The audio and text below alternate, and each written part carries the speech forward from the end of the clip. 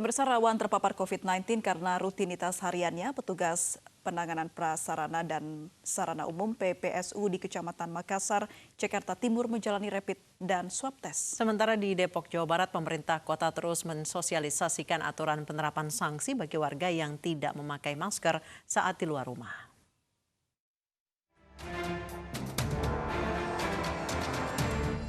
250 petugas penanganan prasarana dan sarana umum PPSU menjalani rapid dan juga swab test yang digelar di Puskesmas Kecamatan Makassar, Jakarta Timur. Pemeriksaan ini dilakukan lantaran rutinitas petugas PPSU yang cukup rawan terpapar COVID-19 di masa pandemi saat ini. Rapid dan juga swab test ini adalah yang kelima kalinya dari 10 dalam bulan Juli ini yang diadakan Puskesmas Kecamatan Makassar. Untuk swab sendiri sebetulnya memang idealnya kita pemeriksaan untuk yang memang mempunyai komorbid ataupun resiko tinggi terhadap rentannya terkena COVID. Jika hasil swab tes nantinya ada yang dinyatakan terkonfirmasi COVID-19, petugas PPSU ini akan diisolasi di Rumah Sakit Darurat Wisma Atlet Jakarta jika bergejala dan isolasi mandiri bagi yang tidak bergejala. Di Kota Depok, Jawa Barat, pemerintah Kota Depok akan menerapkan pemberian sanksi bagi masyarakat yang tidak menggunakan masker ketika keluar rumah mulai 23 Juli nanti.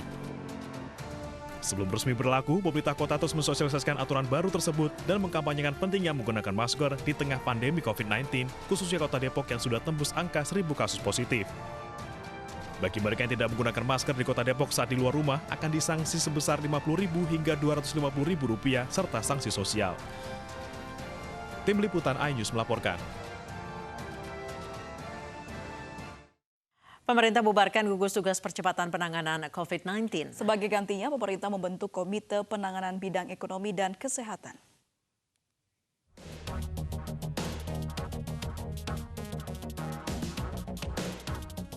Dalam rangka percepatan penanganan corona serta pemulihan dan transformasi ekonomi nasional, pemerintah membubarkan gugus tugas percepatan penanganan COVID-19. Melalui Peraturan Presiden Nomor 82 Tahun 2020, pemerintah membentuk Komite Penanganan COVID-19. Komite terbagi atas Satuan Tugas Penanganan COVID-19 dan Satuan Tugas Pemulihan dan Transformasi Ekonomi.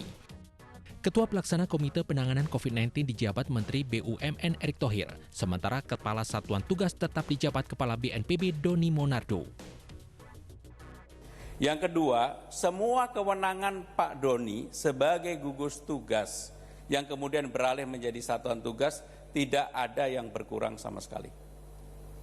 Jadi hal yang berkaitan dengan kesehatan, perizinan, pembelian, penanganan, dan sebagainya tetap menjadi tugas di Satuan Tugas COVID-19. Kendati gugus tugas dibubarkan namun struktur dan fungsi dalam menangani COVID-19 tetap berjalan. Tim Liputan iNews melaporkan.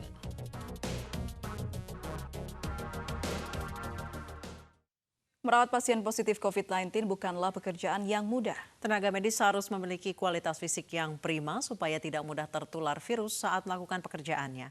Mendukung perjuangan tim medis, MNC Peduli memberikan bantuan makanan siap saji untuk melengkapi nutrisi supaya imunitas tubuh tetap terjaga.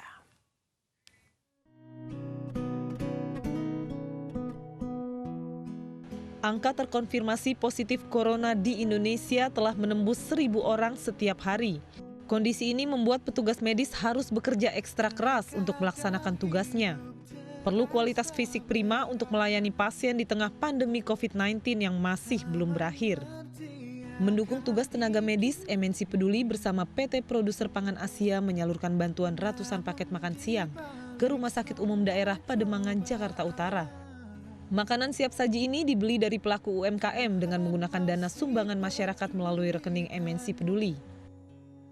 Mengucapkan banyak terima kasih atas bantuan dari MNC Peduli dan semoga bantuan ini banget bermanfaat untuk tenaga kesehatan yang ada di RSUD Pademangan. Inisiatif kami dengan PPA Produser Pangan Asia di mana kita membantu UMKM dalam bidang F&B untuk jadi kita beri mereka dana, mereka berikan kita makanan siap saji yang kita salurkan ke berbagai macam rumah sakit, berbagai macam panti asuhan, panti jompo, seperti itu. Perjuangan tenaga medis melawan virus COVID-19 masih panjang. MNC Peduli mengajak Anda dan seluruh masyarakat Indonesia untuk ikut berpartisipasi dalam upaya memutus mata rantai penyebaran virus corona. Berapapun donasi yang Anda berikan akan sangat bermanfaat bagi mereka yang membutuhkan. Tim Liputan iNews melaporkan. Pemirsa, mari kita dukung para pejuang kemanusiaan dengan peduli melawan penyebaran virus corona. Bantuan bisa disalurkan melalui rekening yang tertera di layar televisi Anda. Ibu sedang susah merintih dan berdoa. Beralih ke informasi penipuan, puluhan korban investasi apartemen di Yogyakarta melaporkan pengembang ke polisi. Korban mengaku sudah menyetor uang ratusan juta rupiah, namun hingga 4 tahun apartemen yang dijanjikan belum dibangun.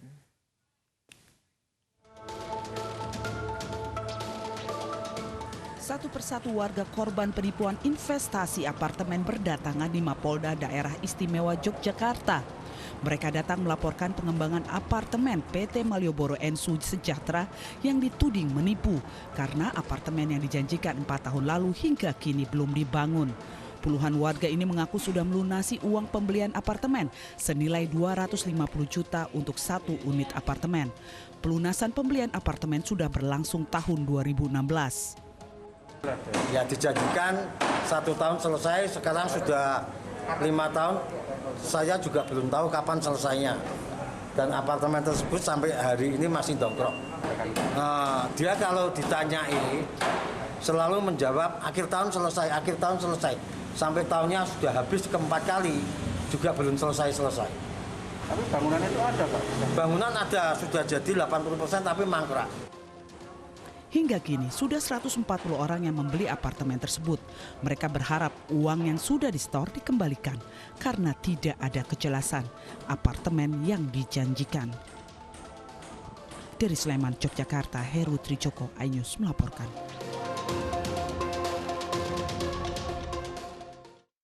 Penipuan juga nyaris menimpa pasangan selebritis Ashanty dan Anang Hermansyah. Mereka hampir ditipu oleh oknum yang mengaku akan membeli rumahnya senilai 35 miliar rupiah. Usut punya usut, pelaku ternyata juga pernah menipu PMI. Pasangan Ashanty dan Anang menemukan fakta baru. Sebelumnya, Palang Merah Indonesia Jember juga ditipu dengan memberikan sumbangan sebesar 16 miliar rupiah untuk pembangunan klinik.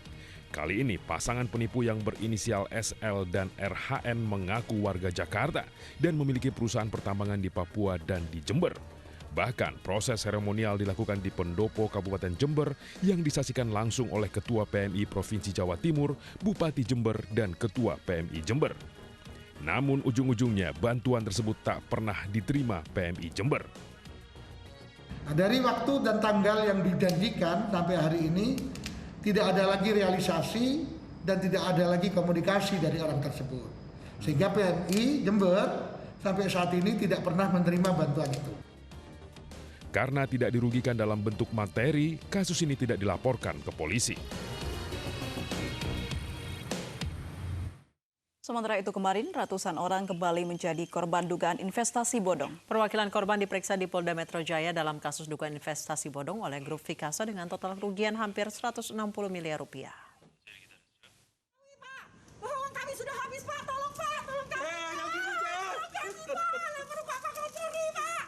Tolong kami, Pak. Tolong kami, Pak. Lapor ke Kapolri. Tolong kami, Pak. Lapor ke Pak Joki. Uang kami udah habis, Pak. Wanita ini histeris dan nyaris pingsan usai diperiksa di Polda Metro Jaya.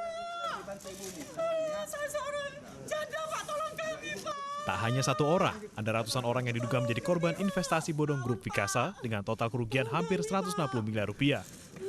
Salah satu korban mengaku tergiur dengan tawaran grup Vikasa yang menjanjikan keuntungan besar.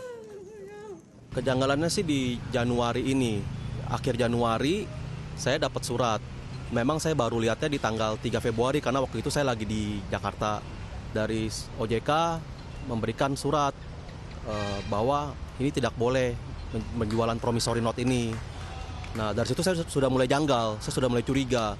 Lalu ketika saya tanya ke atasan saya waktu itu Pak Suyitno, dia bilang nggak apa-apa, ini bukan, kita kan memang masih aman lah, jangan khawatir. Ternyata di Februari mulai tak bisa bayar pokok, bunga. Dijanjikan akan dibayar 3/3 bulan, ternyata sampai April pun tidak bisa juga. Hari ini agenda kita pemeriksaan dari korban. Untuk hari ini jatah kita sekitar 5 orang. Berikut memberikan bukti-bukti ke penyidik. Itu aja dulu sementara. Setidaknya ada 3 pihak yang melaporkan grup Vikasa atas kasus gagal bayar. Sebelum melaporkan ke polisi, beberapa nasabah yang juga menjadi korban sempat mengajukan PKPU terhadap anak perusahaan grup Vikasa, namun ditolak. Manajemen sempat menawarkan skema pembayaran, namun cenderung dianggap merugikan nasabah.